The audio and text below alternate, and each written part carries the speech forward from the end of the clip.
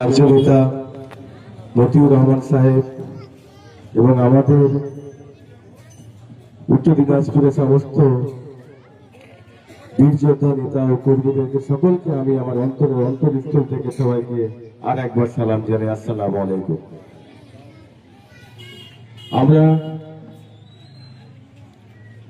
জানি যে আমরা কোন রাজ্যে বাস করছি, যে রাজ্যে আমরা বসবাস করছি সে রাজ্যের মুখ্যমন্ত্রী কি মানুষের হয়ে কাজ করছে বলতে পারবেন? টাইম অল্প আছে বলে খুব মেন গল্পগুলো তুলে ধরছে। এই রাজ্য সরকার কি মানুষের হয়ে কাজ করছে বলতে পারবেন? ইনি কোন একটা সাম্প্রদায়িক হয়ে কাজ করছেন, উনি মানুষের হয়ে কাজ করছেন না, উনি হিন্দু মুসলিমের কাজ করছেন। কারণ আপনারা বললেন কিভাবে হিন্দু মুসলিম হয়ে কাজ করছেন। 2005-এ যিনি এনআরসি নিয়ে চিৎকার করছিলেন পার্লামেন্টে, তিনি আজকে বলছেন আমি পার্লামেন্ট চাই না।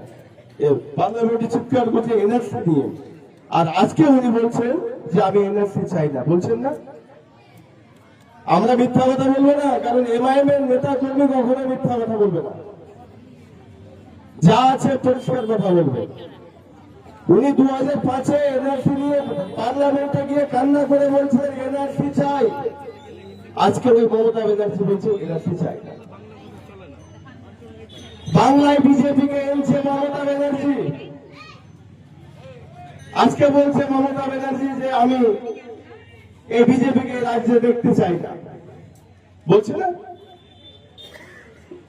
আপনি নিয়ে আসছেন, আপনি এগুলো করছেন, তার মানে আপনার কাছে তো ভোটের অভাব নেই, আপনার কাছে ভোটের অভাব নেই।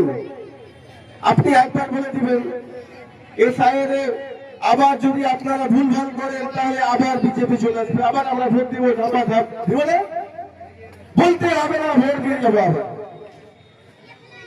তো এই একটা স্টেপ আসবে আর আমরা ভোটটা শুধু দিয়ে আসবো।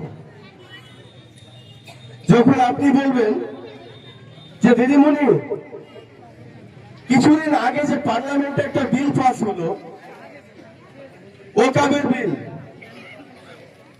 অনেক হয়তো হিন্দু ভাই বসে থাকতে পারেন, তারা হয়তো কোশ্চেন করতে পারেন যে কি ব্যাপার, এই মালদা থেকে এই লোকটা এসে আবার হিন্দু মুসলিমের কথা কেন বলতে লাগলো। বঞ্চিত তো হিন্দু মুসলিম নয়, এই পশ্চিম বাংলার গরিব মানুষ বঞ্চিত আছে, এই পশ্চিম বাংলার মুসলমান বঞ্চিত আছে, এই পশ্চিম বাংলার আদিবাসীরা বঞ্চিত আছে। আজকে ওকাব নিয়ে আপনি কোনো কথা বলবেন না, ভোটের টাইম আসলে আপনি ভোটটা নিয়ে নেবেন।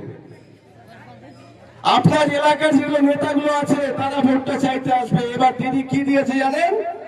500 টাকা থেকে 1000 টাকা করেছে, 500 থেকে 1000 করেছে। খবর নেই? সকালবেলা যখন ব্যাগ নিয়ে যেতেন একটা সময় 100 টাকা নিয়ে গেলে এক ব্যাগ ভর্তি বাজার হতো। আজকে যখন বাজারে যান তখন 500 নিয়ে গেলেও একটা মুরগির দাম হচ্ছে 600 টাকা কেজি।